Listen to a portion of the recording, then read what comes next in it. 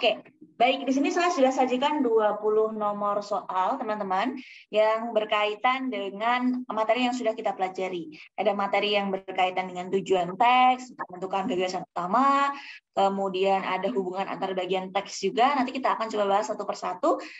Kepada teman-teman yang mungkin sudah mengerjakan tipe soal ini, soal-soal yang saya sajikan ini, silakan dituliskan. Nomor-nomor berapa saja yang sekiranya membutuhkan perhatian. Ya, atau kalau misalnya kalian lihat sekilas nih, kira-kira nomor berapa yang masih sulit, ya, yang kalian kira-kira belum paham. Nomor 1, oke, Ucup nomor 1. Lanjut, silakan. Kalau misalnya ada nomor yang sulit, silakan bisa mulai disampaikan. Jadi kita bisa mulai bahas, ya. Sambil menunggu teman-teman mengetikkan, saya akan coba bahas nomor 1 yang ditanyakan oleh Kak Ucup.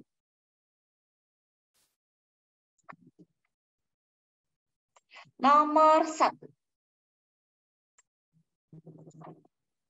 Oke, yang ditanyakan nomor 1 adalah gagasan utama dari sebuah teks. Gagasan utama dari teks tersebut, ya. Gagasan utama dari teks berarti gagasan utama dari kedua teks yang disajikan ini. Oke, pertama kita baca, teman-teman kita baca bersama dari paragraf pertama. Berbagai bentuk pilihan dan kebijakan publik tidak menggunakan asas-asas nalar publik yang sehat. Kebijakan dan pilihan politik dengan nalar publik yang sehat setidaknya harus memenuhi 4 prinsip utama suatu politik yang responsif, antara lain prinsip kemasukakalan, efisiensi, keadilan, dan kebebasan. Politik responsif tersebut menghendaki agar demokrasi yang dikembangkan tidak berhenti sebagai demokrasi minimalis yang bersifat elitis, tetapi menjelma menjadi demokrasi deliberatif atau permusyawaratan yang dipimpin oleh hikmat kebijaksanaan. Ya, kalau kita analisis dari sini, gagasan utama dari teks dari paragraf 1 ini apa? Kan? Kita analisis apa yang paling banyak dibicarakan, apa kata kunci yang paling banyak muncul. Kita analisis dari kalimat 1 tadi, berbagai bentuk pilihan dan kebijakan publik, oke, tidak menggunakan asas-asas nalar publik yang sehat. Oke, ada kebijakan publik. Kebijakan publik itu tidak menggunakan nalar publik yang sehat. Kebijakan dan pilihan politik dengan nalar publik yang sehat setidaknya harus memenuhi 4 prinsip. Sehat itu harus memenuhi 4 prinsip unsur utama politik responsif. Ada kemasukakalan, efisiensi, keadilan, kebebasan. Politik responsif tersebut, oke, bahas politik responsif lagi, menghendaki agar demokrasi yang dikembangkan tidak berhenti sebagai demokrasi minimalis yang elitis, tetapi menjelma menjadi demokrasi deliberatif, permusyawaratan yang dipimpin oleh hikmat kebijaksanaan. Jadi politik responsif ini berkaitan dengan demokrasi deliberatif, kemudian demokrasi minimalis itu sifatnya elitis. Ya. Jadi jangan terkecoh, jangan tertukar kata kunci yang digunakan. Kemudian paragraf kedua. Paragraf kedua, dalam demokrasi deliberatif, keputusan politik dikatakan benar jika setidaknya memenuhi 4 prasyarat. Perhatikan teman-teman. Di atas tadi dia bahas 4 prinsip, di bawah dia bahas 4 prasyarat. Oke, berarti hubungan antar teks ini nanti apa? Sudah kelihatan. Pertama, harus didasarkan pada asas rasionalitas. Rasional itu masuk akal ya teman-teman ya. Keadilan, nah ini sama. Saya coba highlight. Masuk akal sama dengan rasional. Ya. Adil, nah berarti di sini ada hubungan klasifikasi, ada hubungan perincian paragraf 1 dengan paragraf 2 ini. Bukan hanya berdasarkan subjektivitas kepentingan. Kedua, didedikasikan untuk kepentingan banyak orang. Bukan demi kepentingan perseorangan atau golongan. Ketiga, berorientasi jauh ke depan. Bukan demi kepentingan jangka pendek melalui akomodasi transaksional yang bersifat destruktif. Keempat, bersifat imparsial, melibatkan dan mempertimbangkan pendapat semua pihak, minoritas sekalipun secara inklusif yang dapat menangkal dikte-dikte minoritas, elit penguasa dan pengusaha serta klaim-klaim mayoritas. Oke, dari sini kita bisa simpulkan teman-teman bahwa paragraf 1 yang paling banyak dibahas itu apa? Yang paling banyak dibahas di paragraf 1, kita highlight. Yang paling banyak dibahas di paragraf 1 adalah berkaitan dengan, di sini muncul politik responsif. Kemudian di sini muncul lagi politik responsif. Kemudian di kalimat 1 dan kalimat 2, pilihan dan kebijakan publik tidak menggunakan asas-asas nalar publik yang sehat. Kalau dia sehat, itu setidaknya dia harus mencakupi politik responsif. Oke, berarti kita coba tandai nih. Ada kata kunci politik responsif yang banyak dibahas. Ya, di kalimat 1 ini pengantar untuk menjelaskan apa itu politik responsif, di kalimat 2 dan kalimat setelahnya, kalimat 3. Kemudian di paragraf kedua, itu membahas tentang demokrasi deliberatif. Demokrasi deliberatif itu merupakan perkembangan dari politik responsif, ya teman-teman ya. Dikatakan benar jika memenuhi 4 syarat. Syaratnya apa? Oh, muncul syarat yang sama ternyata di sini. Didirikan kepentingan banyak orang, rasional, adil, kemudian orientasinya ke depan, kemudian sifatnya itu imparsial, melibatkan banyak kalangan, semua pihak ikut dilibatkan dalam mencari sebuah keputusan tersebut. Ya, maka di sini topik yang paling banyak dibahas adalah di kalimat 1 ada politik, di paragraf 1 ada politik responsif, di paragraf 2 ada demokrasi deliberatif. Ini lebih condong ke opsi yang D ini. Kenapa kok bukan A? Kebijakan publik tidak sesuai nalar politik. Kenapa yang A salah? Ya, teman-teman ya, mungkin ada teman-teman di sini yang menjawab dengan A. Kenapa A salah? Karena A ini merupakan informasi yang muncul di kalimat 1 paragraf 1. Ya, kebijakan publik tidak sesuai nalar publik yang sehat. Harusnya bukan nalar politik, tapi nalar publik. Sekalipun di sini sudah dikoreksi nalar publik gitu ya teman-teman ya, ternyata dia masih salah. Kenapa? Karena dia belum mencakup informasi di paragraf kedua, dia baru paragraf 1 saja. Ya, maka 1A ini masih keliru. Yang B, prinsip utama politik responsif yang bertentangan dengan demokrasi deliberatif. Ini jelas informasinya salah. Karena prinsip utama politik responsif itu tidak bertentangan dengan demokrasi deliberatif. Ini muncul di kalimat terakhir paragraf 1, bahwa politik responsif dikembangkan dengan menjelma sebagai demokrasi deliberatif. Ya, jadi dia dikembangkan untuk memperoleh sebuah permusyaratan dipimpin oleh hikmat kebijaksanaan. Itu berarti si informasi yang B ini tidak sesuai. Yang C, demokrasi minimalis dan demokrasi deliberatif. Minimalis itu hanya disinggung terakhir di kalimat terakhir paragraf 1, maka dia juga kurang sesuai. Demokrasi deliberatifnya sudah betul. Kemudian yang E, politik responsif. Oke, responsifnya betul paragraf 1, demokrasi minimalisnya salah. Ya teman-teman ya, maka jawaban yang paling dominan adalah opsi D. Paragraf 1 membahas politik responsif, paragraf 2 membahas demokrasi deliberatif. Betul sekali jawaban dari Rizal. Nah, dari sini kita bisa simpulkan. Jawaban nomor 2 apa, teman-teman? Silakan dijawab. Oke, Rizal jawab nomor 2 adalah D. Yang lain, yuk. Ada 27 yang bergabung. Raihan, ada U5 juga menjawab D. Apakah betul hubungan 1 dan 2 adalah pertentangan? Adalah perincian, ada perincian. Kita analisis tadi. Nah, sama ya, ternyata ya, bahwa di paragraf 1 itu membahas prinsip politik responsif yang berkaitan dengan demokrasi deliberatif. Ini ada 4. Nah, kemudian dijabarkan di sini, dijabarkan di paragraf kedua bahwa setidaknya dia harus memenuhi 4 syarat, 4 prinsip.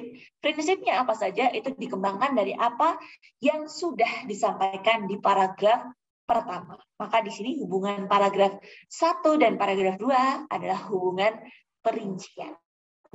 Ya, teman-teman. Kenapa bukan perbandingan? Jelas tidak berusaha untuk membandingkan, penggabungan juga tidak, kemudian tidak saling bertentangan dan tidak saling menyesuaikan juga. Itu nomor 2. Kemudian nomor 3. Oke, nomor 3 yang ditanyakan adalah tujuan utama dari deskripsi teks. Oke, tujuannya apa? Di sini dikatakan deskripsi teks.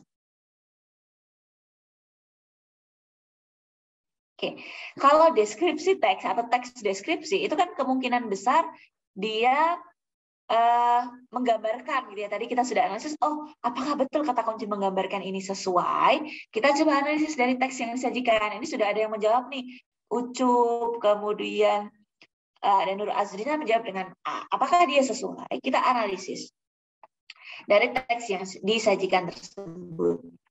Hazil berhenti menggesek biola dan memandang dengan pandangan yang ganjil pada guru Isa. Dengarlah ini, katanya, dan jangan berkata-kata hingga aku berhenti. Ketika gesekan biola yang kedua kalinya turut ditarik tangan Hazil yang kurus langsing, sesuatu berdenyut dalam tubuh guru Isa. Sesuatu di dalam lubuk jiwanya yang jauh terpendam. Lagu itu suatu lagu yang aneh. Mulai dengan nada tinggi, melambung, dan kemudian tiba-tiba terhempas ke bawah jauh-jauh. Guru Isa merasa seakan-akan dia diayunkan naik membumbung ke atas, tinggi-tinggi amat, dan kemudian dibanting ke bawah deras dan keras serta kejam amat.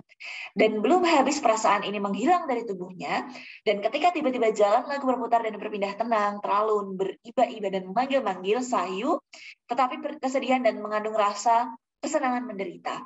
Setiap orang pada waktu-waktunya pernah merasa bahagia begini, merasa senang dengan penderitaan dan kesedihan yang ditanggungnya.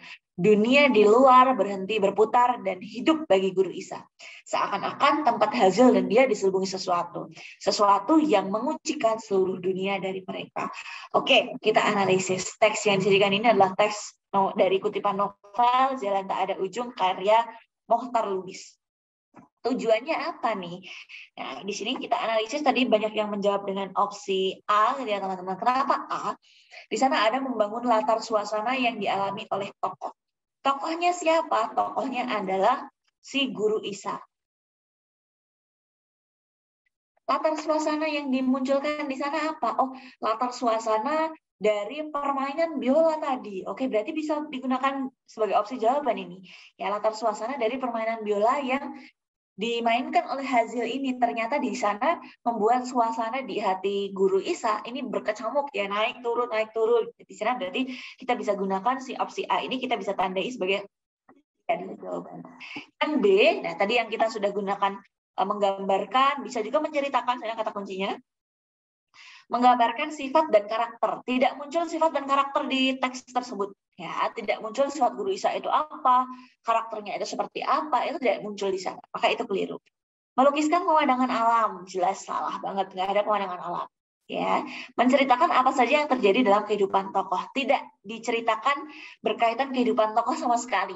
Tapi yang diceritakan adalah suasana hatinya ketika dia mendengarkan permainan biola dari si Hazil. Maka di sini juga keliru. Yang E, menjelaskan kemungkinan yang terjadi di masa depan tokoh. Jelas tidak ada kemungkinan di masa depan ya, tidak dibahas berkaitan dengan masa depan sama sekali. Berarti betul sekali untuk Nur Azrina dan juga Ucup, jawabannya adalah A.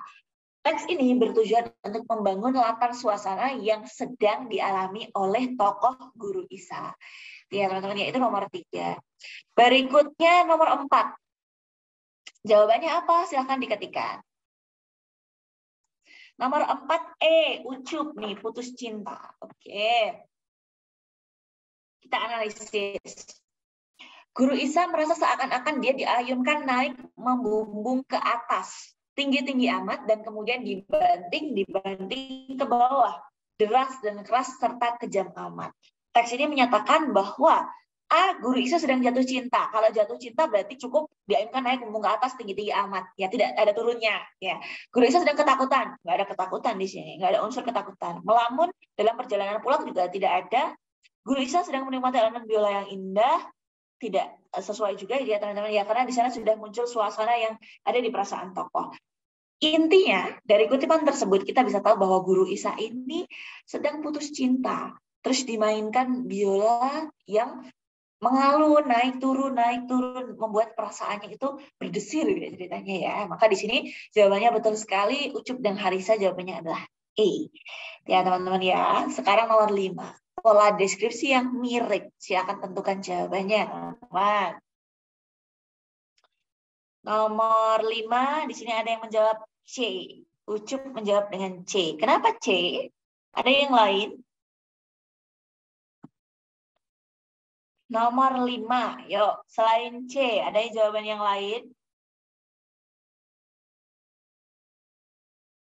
Silakan diketikkan yang punya jawaban yang lain.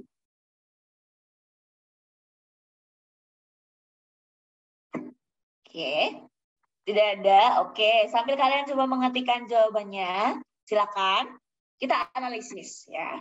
Oke, C atau A? Oke, ada Ucup antara C dan juga A. Nih, kebanyakan jawab, ada yang jawab C. Kita analisis nih. Kenapa dengan C ataupun A? Ya. Kalimat berikut yang memiliki pola deskripsi yang mirip. Nah, pengembangan teks dengan pola deskripsi, teman-teman. Pola deskripsi. Oke, itu ditandai dengan corak tulisan yang tujuannya menggambarkan objek. Tadi sudah kita analisis ya. Tujuannya adalah menggambarkan objek. Ya, dengan sejelas-jelasnya. Kita akan berusaha untuk seolah-olah mendengar, pembaca bisa seolah-olah mendengar, meraba, merasakan, juga melihat apa yang disampaikan oleh penulis. Nah, dari sini sebenarnya kita tinggal cari mana dari teks yang disajikan ini, dari pilihan jawaban ini, yang dia merupakan teks deskripsi. Kan? Kita analisis dari teks deskripsi yang mana. Oke, misalnya yang E nih. Bila tiba-tiba listrik di rumah Anda mati, jangan panik. Pertama, cek tetangga. Kemudian kedua, pastikan alat elektronik konslet membutuhkan daya yang besar. Di sini ada urutan, ada pertama, kedua, ketiga, dan seterusnya. Berarti di sana jelas bukan pola deskripsi. Pola apa di sini? Ini adalah teks prosedur. Ya, di sana berusaha menjelaskan berkaitan dengan langkah-langkah dalam melakukan sesuatu. Yang D sekarang. Yang D, untuk pelaksanaan kegiatan ini perlu persiapan yang matang dan tim yang solid. Segala perlengkapan dibutuhkan. Selain itu, setiap ketua divisi perlu melakukan briefing sebelum kegiatan agar tidak ada salah persepsi. Oke, di sini muncul teks yang disajikan ini teks yang seperti apa? Apakah itu isinya deskripsi? Apakah dia berusaha menggambarkan sesuatu hal? Ternyata tidak. Maka di sini juga bukan. Nah, kita kemudian ke opsi yang B dulu. Ya, kita lewati si A dan C. Di masa sekarang, memperjuangkan kemerdekaan tidak lagi dengan mengacungkan bambu runcing, melainkan dengan ketajaman pikiran yang disalurkan dalam guratan pena. Tidak ada deskripsinya juga. Berarti betul sekali antara A atau C. Ya, teman-teman ya. Dia menarik napas. Dalam hirupan penuh itu, segala energi negatif yang terkandung bumi seakan terhisap habis, dan dalam hembusannya energi kembali hakiki, murni tanpa polusi. Bisa saja dia berusaha untuk menjelaskan atau mendeskripsikan berkaitan dengan apa yang terjadi di kehidupan tokoh ya dalam teks ini ketika dia menarik napas ya teman-teman ya. Kemudian yang C saya merasa ada yang aneh dengan perut ini. Dia bergejolak seperti ada yang terbang di dalamnya, menari-menari dengan gerakan lembut seperti balet, lalu berubah menghentak-hentak seperti ada medan perang dengan ratusan ribu serdadu. Jelas dia berusaha menggambarkan juga. Maka kita tandai sebenarnya yang paling dominan di sini adalah C, teman-teman. Ya, karena yang A ini, kalau kita dia menarik nafas dalam hidupan penuh itu segala energi negatif yang terhubung bumi seakan terhisap habis. Oke, kalau kita analisis menggambarkan energi negatif terhisap habis dan dalam hembusan energi kembali hakiki murni tanpa polusi. Sebenarnya tidak unsur deskripsinya tidak terlalu dominan ya teman-teman ya. Kita coba tandai dulu. Sekarang A dengan C ini. Nah, sebenarnya teman-teman bisa kita analisis dari objek yang digunakan. Nah, kita cari ruang yang kosong ya teman-teman ya. Sebenarnya objek ya, pola deskripsi, kita tuliskan dulu. Pola deskripsi itu bisa kita bedakan. Kalau tadi nih kita kesulitan, misalnya, oh di teks di nomor 5 ini, dari 5 pilihan jawaban yang muncul, kok ada 2 teks deskripsi misalnya. Lalu kita harus pilih yang mana? Kita bisa tinjau dari objek yang sama. Objek yang sama yang mana, gitu kan? Apakah yang opsi A atau yang opsi C? Nah, dari segi objek itu terdapat beberapa jenis. dari teks deskripsi. Yang pertama, objek teks deskripsi itu pertama dari pola spasial. Nah, ini berkaitan dengan tempat. Yang dideskripsikan itu tempat, ya, ruang dan waktu. Ya, misalnya pantai Senggigi tadi,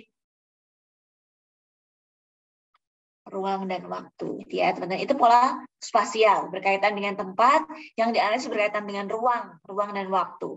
Kemudian yang kedua, selain pola spasial, kita punya pola sudut pandang. Atau disebut juga dengan pola peristiwa. Jadi dia berusaha mendeskripsikan suatu peristiwa. Peristiwanya apa? Oh, misalnya peristiwa kebakaran misalnya. Jadi dia dideskripsikan api mulai menyambar ruang tengah, kemudian dilanjutkan dengan api mulai menyambar ke bagian-bagian lain, ke kamar-kamar lain. Jadi di sana ada yang dideskripsikan adalah sebuah peristiwa. Ya, kemudian yang terakhir adalah pola deskripsi objek.